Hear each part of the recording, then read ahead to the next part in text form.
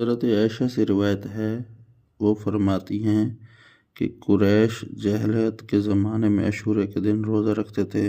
رسول اللہ صلی اللہ علیہ وسلم بھی جب مدینہ کی طرف ہجرت فرمائی تو اپنے صحابہ کو بھی اس کا روزہ رکھنے کا حکم فرمایا۔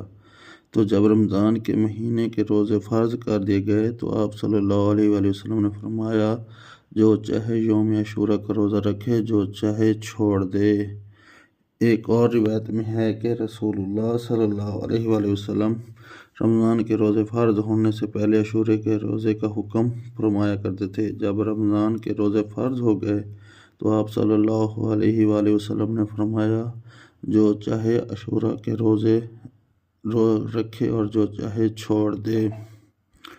ایک اور روایت میں ہے کہ رسول اللہ صلی اللہ علیہ وآلہ وسلم نے فرمایا، قریش کے لوگ عاشورہ کے دن روزہ رکھنے کا حکم فرمایا کرتے تھے۔ جب رمضان کے روزے فرض ہو گئے تو آپ صلی اللہ علیہ وآلہ وسلم نے ارشاد فرمایا، جو چاہے